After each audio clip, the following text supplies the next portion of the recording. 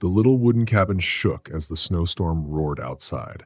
Snow blew all around the old cabin, trying to cover it in white.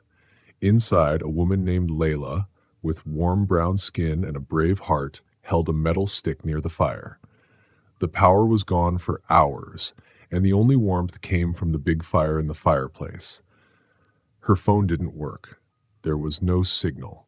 She was all alone in the middle of the snowy woods. Suddenly, someone knocked on the door. Layla jumped. Her heart beat fast. "Go away from the door," she shouted, trying to sound strong even though she felt scared. A man's voice came through the storm. "Please, I won't hurt you. I just need help for my daughter." Layla looked out the frosty window. She could barely see a tall man holding a little child. Her hand tightened on the doorknob. She had learned from the past that trusting strangers could be dangerous. "I don't let strangers inside," she said firmly, "especially not men."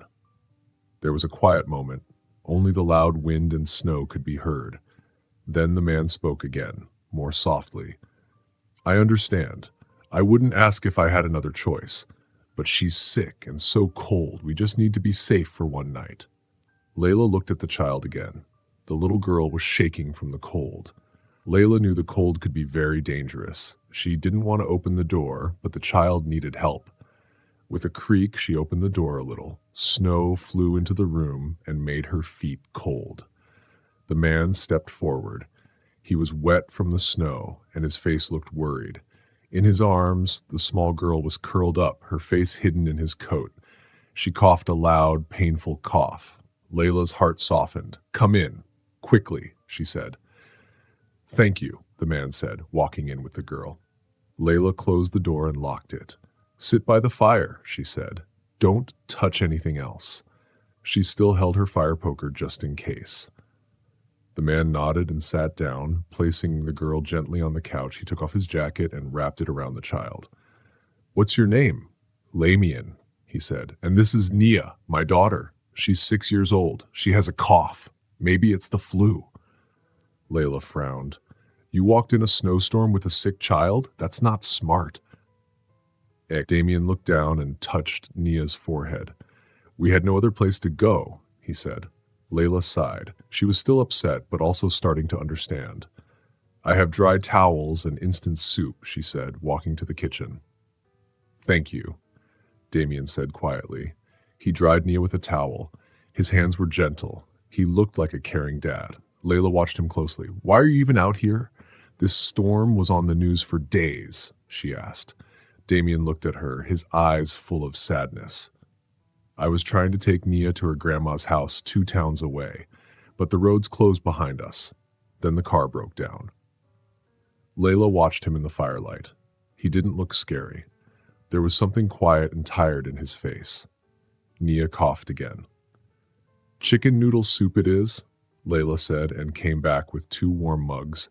She gave one to Nia and sat far across the room. The room was quiet now. Only the sound of the fire, the spoon in the mug, and the wind outside. Nia drank a little and soon fell asleep on Damien's lap. Layla stared into the fire, trying to stay awake. "You don't have to be afraid," Damien said softly. "I'm not afraid," she said, though her voice still shook a little. "You let 2 strangers into your home. That's brave or maybe foolish." Layla gave a small smile. "Same for you." Damien laughed a little. It was the first time he sounded warm. "Stay calm tonight. The storm should end by morning," Layla said. "One night." "That's all we need," Damien replied. Layla looked at Nia's sleeping face. She felt something warm in her heart. Maybe letting them in wasn't a mistake. Maybe it was the right thing to do. The lights didn't come back. Layla lit 2 candles. Their flames danced on the table between her and Damien. Nia had only a few sips before she slept again. "She loves chicken noodle soup," Damien said, smiling a little. "Her mom made it for her. She passed away a few years ago. I always make it now because I think she would have wanted me to." Layla looked at Nia, then said gently, "I'm sorry about her mom." "Thank you," Damien said. Their eyes met for a moment. Something quiet and kind passed between them. "I have a clean blanket in the back," Layla said and went to her closet. She looked at the soft white quilt with little blue flowers. Her grandma had made it. She almost never used it. But tonight felt different. She brought it back to the room. Damien didn't see her at first. He was sitting beside Nia, gently wiping her face with a wet cloth. He was whispering to her softly and folding the towel neatly when he was done. Layla watched without saying a word. Then she stepped into the room. "Here," she said, holding the quilt. Damien looked up, surprised. "It's beautiful." "It's warm and clean," she said. Their hands touched as he took the blanket. Layla sat back down, this time a little closer to the fire, and to them. For the first time in a long time, the cabin felt warm, not just from the fire, but from the people inside. "You didn't have to help us," Damien said. "You didn't have to feed us, or give your best blanket, or act brave when you were scared." "I'm not acting," she whispered. Damien gave a small, real smile. "Still, thank you. I'll never forget tonight." They didn't talk after that. The fire glowed, and for one night, the cabin felt safe. The next morning, the snow covered everything outside like a big white blanket. Layla put on her warm coat and stepped outside. The air was sharp and cold. She came back in. "They say the snowplows won't come until tomorrow," she said. Damien looked up from the couch where he was feeding Nia. "Then we're stuck?" "Yes. Another night," she said. "It's not your fault," she added. "Let's make the best of it." That day felt new. Damien chopped firewood behind the cabin. Layla saw him through the window and was surprised by how strong he was. She made biscuits and more chicken soup. When a leak happened near the back door, Damien fixed it. He also fixed a squeaky door and a loose hook. Layla raised an eyebrow. "You're handy," she said. "Years of fixing things I couldn't replace." He smiled. Nia was still coughing. Layla made her tea with honey and held the cup for her. She checked her forehead and helped her sip the tea. When Nia looked bored, Layla gave her an old teddy bear and whispered stories to her. "It's okay, sweetie," she said, brushing her hair. "We'll help you feel better." Damien watched quietly. He had always done everything alone. Seeing Layla take care of Nia made his heart feel full. She didn't have to do any of this, but she did. That afternoon, Damien saw Layla sitting beside Nia's bed. She was humming a lullaby, holding Nia's hand. Damien's eyes filled with tears. He turned away so she wouldn't see. That evening, the three of them sat by the fire. Layla told a fairy tale about a brave girl who tamed a snowstorm. Damien made funny paper animals, making Nia laugh. Then Nia started drawing with some colored pencils Layla gave her. She drew a picture of a cabin with snow, a tall man, a small girl, and a woman opening the door with golden light behind her. "This is you," she told Layla. "This is my second home." She taped the drawing to the wall. Layla looked at it and couldn't speak. Damien looked at her, not just with thanks, but with something deeper. The way she cared for Nia, the way she smiled, her strong heart. He felt something he hadn't felt in a long time. Hope. The next morning, the sun peeked through the clouds. The storm had passed. Layla got dressed for work. It was cold, but maybe the roads would open soon. Inside, Damien and Nia were still sleeping on the couch. Layla paused. She wanted to ask if they'd still be there when she got back, but the words felt too heavy. She had to go to work. She couldn't miss another day, so she left firewood by the fire and a note on the kitchen counter. "Back by 4. Make yourselves at home." By the time Layla reached the small diner in town, where she worked part-time, she couldn't stop thinking about Damien and Nia. Every time the little bell above the front door rang, she looked up with hope. But it was never Damien. Never. When her shift ended, she hurried to catch the shuttle bus back to her mountain cabin. The sky was turning orange as the sun went down. When she reached her cabin, everything was quiet. The snow on the porch was fresh, and there were no footprints, no sound of giggles from inside. Her heart felt heavy. She opened the door slowly. The fire in the fireplace was low, but still burning. The blankets were folded neatly. The dishes were washed and left to dry. Everything was clean and still. They were gone. A sharp pain filled her heart. On the dining table, there was a small folded piece of paper. Something shiny and black was placed on top of it to keep it from flying away. She walked over slowly. The paper was cream-colored with soft lines. It didn't have a name, but Layla knew it was for her. She unfolded it. The note said, "Thank you for the warmth, for the kindness, for reminding me that people like you still exist in the world. I'll never forget it." There was no name, just a line below in softer handwriting. "You helped more than you know." Next to the note was a shiny black card. It didn't have a name or a bank logo, just a chip and some numbers. She picked it up. Her heart thudded. It was heavier than a regular card, sleek and mysterious. A black card, the kind that only very rich people had. She stared at it, shocked. First, she felt confused, then surprised, then something she didn't know how to name. She put the card down slowly and sat on the couch where Damien had sat the night before, telling stories to his little daughter, Nia. She held the note tightly in her hand. Damien had left without saying goodbye, without explaining, without letting her say what she was feeling in her heart. She didn't expect it to hurt so much. She thought she would feel better when they left. Her house was quiet again, but instead, she felt like someone had opened a door in her heart and left quietly. Her eyes filled with tears. The cabin was silent. And for the first time in a long time, Layla cried. Not because she was scared or hurt, but because she missed something she didn't know she needed. And she didn't know if she would ever see them again. The next morning, Layla stood in line at the only bank in town. She had the black card in her coat pocket. Her breath made little clouds on the glass doors as she waited. Her heart was confused. Part of her wanted to use the card, but another part told her to be proud and strong, like always. When it was her turn, she walked to the counter carefully. "I found this," she said, putting the card on the counter. "I just want to know who it belongs to." The woman behind the counter looked at the card, then typed some numbers into her computer. Her eyebrows raised. "This is a private account," the woman said softly. "No name is shown. Very high status. I can't tell you much. But whoever gave you this must trust you a lot." "I don't want the money," Layla said quickly. "I just needed to know." The woman nodded and gently pushed the card back to Layla. Layla walked home with more questions than answers. She put the card in a drawer and didn't touch it again. Days passed, then weeks. The snow began to melt. Layla went back to her normal life. She fixed things around the cabin, worked 2 days a week at the library, and took extra shifts at the diner. But something felt different. Quieter, like the light had faded a bit.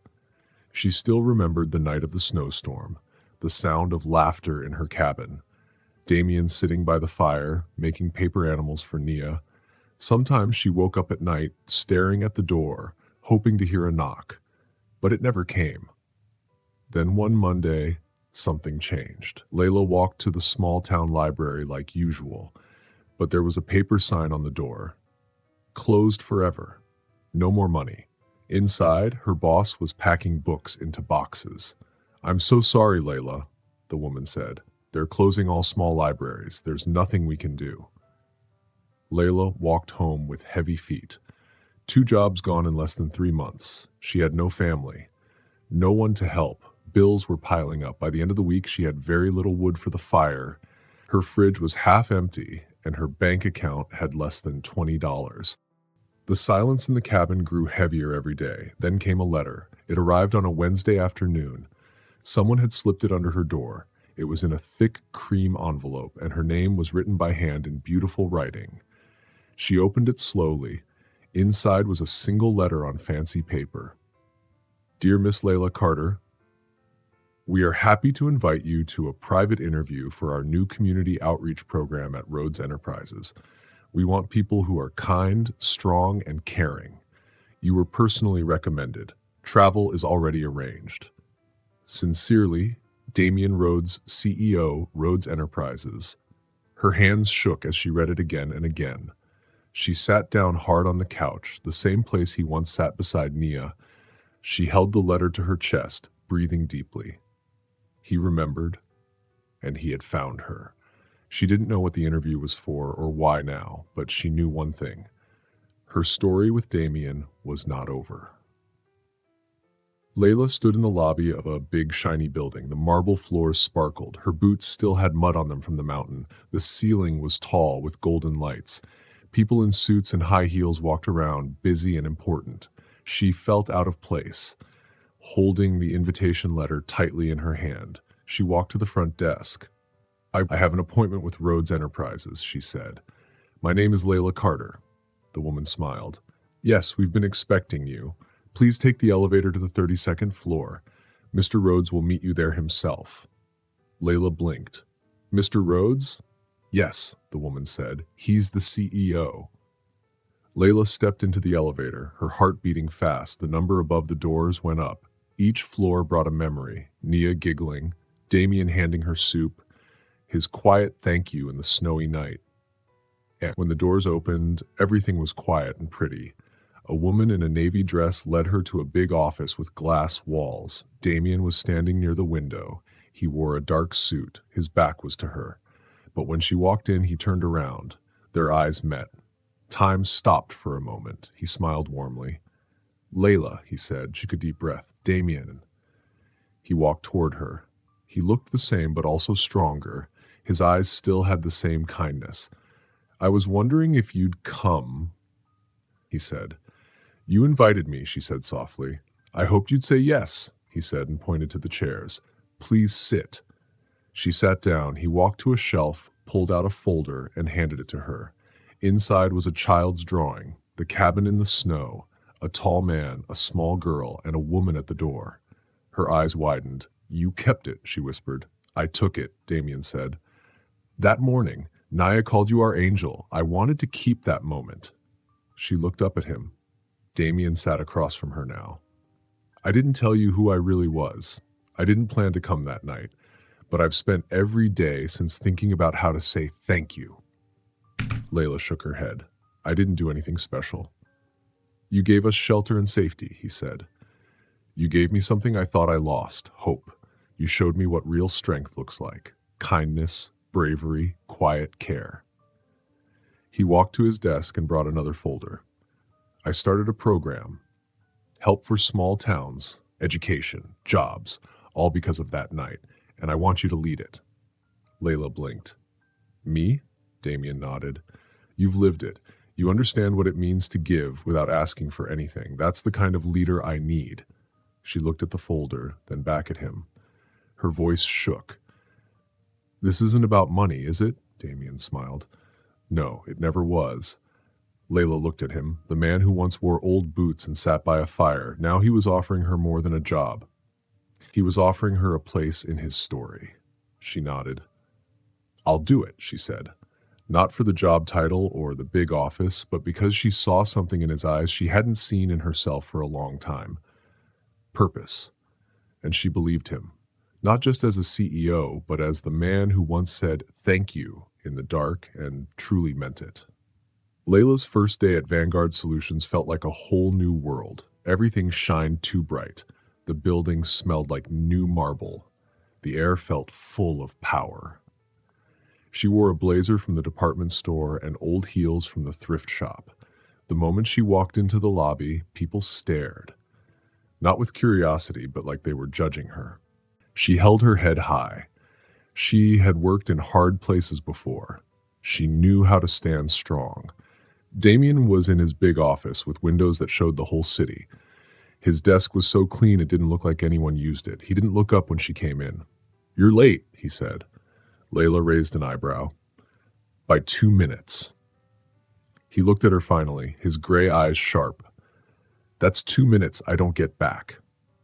Layla shook her head and sighed. She had only been there for 5 seconds, and he was already being difficult. She asked, You want me here or not? Damien leaned back and looked at her carefully. Layla was about to say something, but before she could, the glass door opened. Damien's helper, Sasha, walked in with a tablet in her hand. Her face didn't show much feeling, but Layla noticed how Sasha looked at her, like she was trying to decide if Layla belonged there. Spoiler alert, Sasha had already decided she didn't. Miss Carter, Sasha said politely. Welcome to Vanguard Solutions. Layla looked straight at her and smiled slowly. Oh, we're using last names now? All right, good to see you again, Miss Green. Um, Something in Sasha's eyes changed just for a second, but then she turned to Damien. I've got the papers ready for the meeting with the Aurelian group, she said, and gave him the tablet. Should I explain the company rules to her? Damien didn't even look at her. No, I will. Layla didn't know if that was a good thing or a warning. Sasha just nodded, but before she left, she stopped at the door and looked back at Layla. Good luck, she said softly. Layla tilted her head. The way Sasha said good luck didn't sound nice. It sounded like a warning. But Layla didn't have time to think about it. Damien was already starting work. No small talk, no break. He pulled up a file and passed it to her. The Aurelian group wants to move jobs to another country to save money. That means people here will lose their jobs. Layla read the file quickly. Her stomach felt tight. You want me to do what? Make them change their minds? Damien looked serious. I want you to do what you're best at. Understand people. Layla crossed her arms. So let me get this right. You hired me because you think I can. What? Be nice and somehow make rich people care about workers? Damien didn't even blink. No, I hired you because you understand something they don't. And what's that? Layla asked. Damien leaned closer. That people who have nothing to lose fight the hardest. His words hit something deep inside her. She stared at him for a long time and then shook her head. You know, she said, for someone who runs a tech company, you talk like a puzzle. For the first time, Damien almost smiled. But just like that, the moment was over. Meetings at noon, he said as he stood. Try not to be late. Layla rolled her eyes but didn't argue. She had a job to do. The meeting room was cold. It was full of glass and metal and felt like it was made to make people uncomfortable. Layla sat next to Damien at the big table. Across from them were three men in fancy suits. They looked like the kind of people who thought they could buy anything with money. The leader, Edward Langstone, was an older man with slick white hair. He didn't even look at Layla. She had seen men like him before, ones who only cared about people who looked like them. But she didn't show her feelings. Damien started the meeting. You want to move jobs to Taiwan. You say it will save money and make things faster. He paused. But I say it will hurt the people who helped build this company for the last 10 years. Langston gave a small smile that didn't look friendly. You don't understand, Damien. It's not personal. It's just business. Layla's hands curled under the table. She had heard, it's just business too many times. Like when her landlord raised the rent, or when her mom lost her job at the factory because of cheaper workers overseas. Big companies hurt people and called it a smart plan. She smiled, but there was steel in her voice. Funny, she said. It's always just business until it's your job being taken. Langston looked at her for the first time. Damien didn't stop her. He just watched. Langston made a sound like he was tired. And you are? Layla didn't blink. Layla Carter, Vanguard Solutions. Langston looked her over and then ignored her. She didn't care. She was used to being judged. Langston leaned back in his chair. Look, sweetheart, I get it. You think we're the bad guys, but this is just numbers. It's what makes the most sense. Sweetheart. Layla's jaw tightened. She leaned forward, copying how he sat. Okay, she said calmly. Let's talk numbers. She pushed a paper toward him. Here's what really happens when you move jobs overseas. Sure, you save money at first, but in 3 years, you'll have to spend millions again. You'll have to fix problems, hire new people, and deal with bad news stories when people find out you left American workers behind. She pointed at the paper.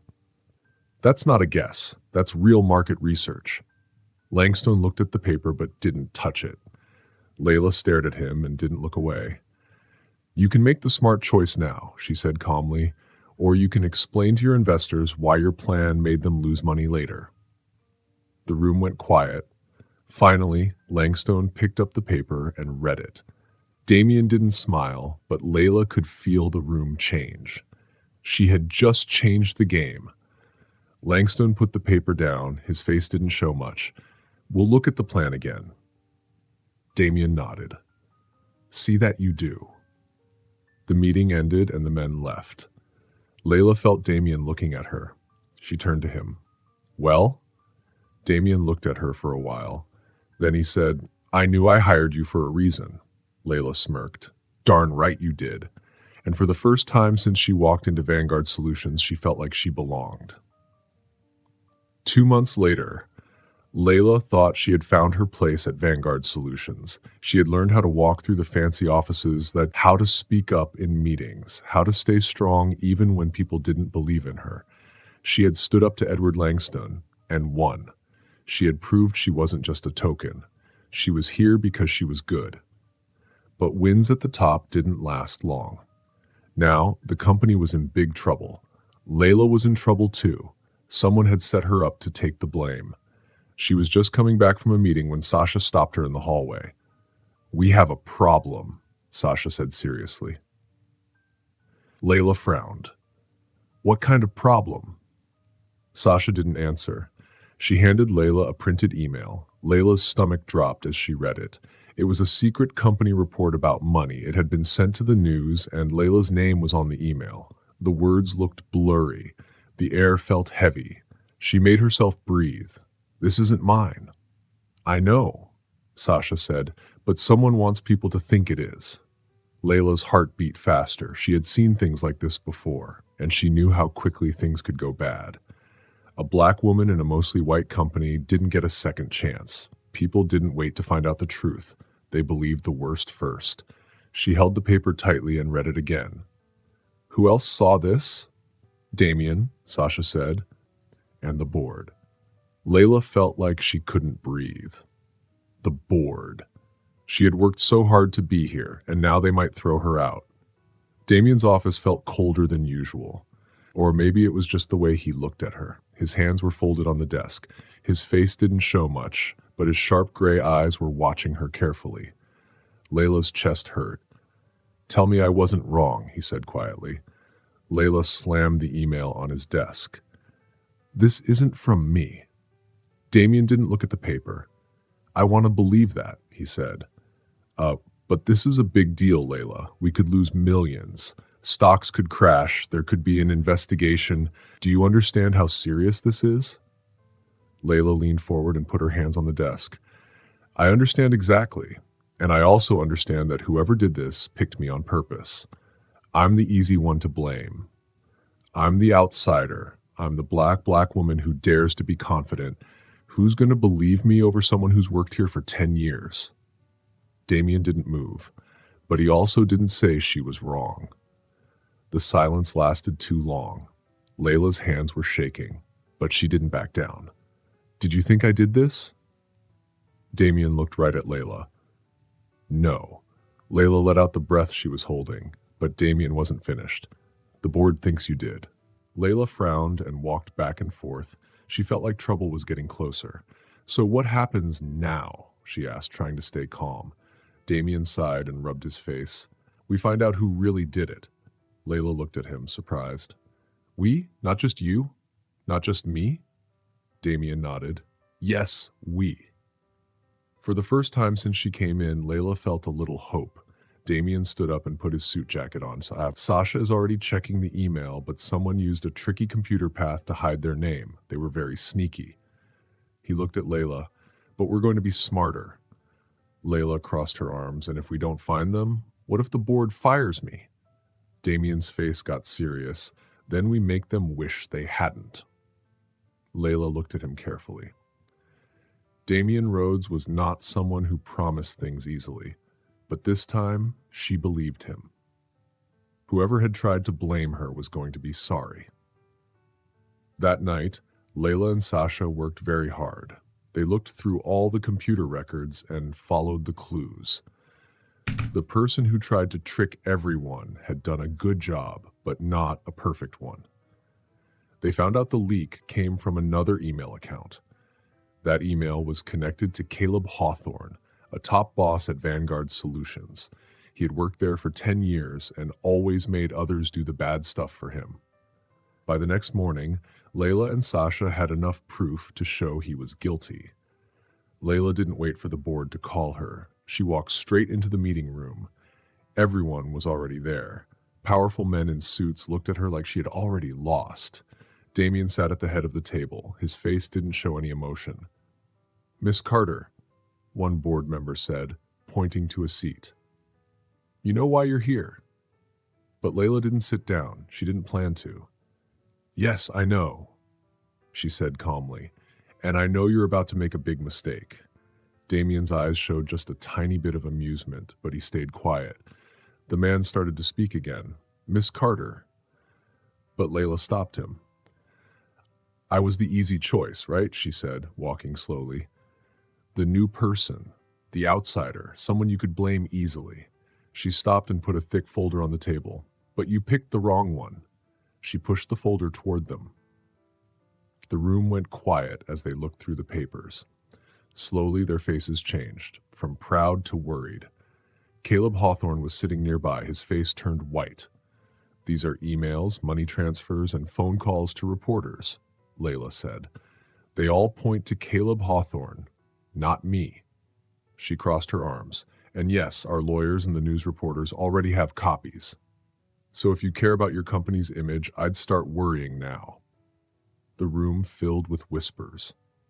Caleb jumped up, shouting, "This is nonsense. She's lying."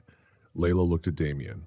"Am I?" she asked. Damien finally spoke. His voice was sharp. "No, she's not." Everyone went quiet. Damien stood up and fixed his sleeves. "Caleb Hawthorne is fired right now," he said, "and will take legal action." He looked around the room. "If anyone else in this company thinks they can do the same thing, let this be a warning." Nobody said a word. Layla didn't smile. She didn't need to. She had won. 2 weeks later, Layla stood beside Damien at a school graduation. Elnia, a smiling girl in a wheelchair, held her diploma proudly. "I told you I'd make it," she said, her chest puffed up with pride.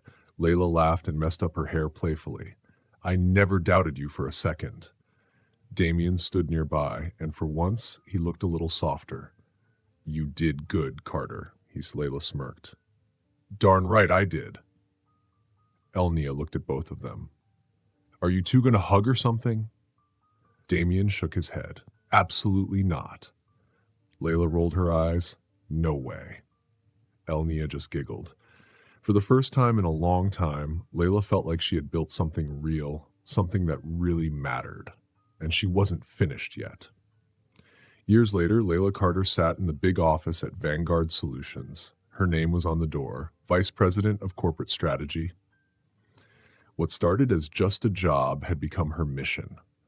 Under her leadership, the company helped workers, started programs to help young people, and supported small businesses owned by people from different backgrounds. In another part of the city, a new community center opened. It was named the Carter Rhodes Foundation. It helped kids go to school and find jobs. At the opening event, Elnia, now in college, stood next to Layla, smiling like the same girl who once got a free meal in a small cabin because someone cared. Kindness, Layla knew, was the best gift of all.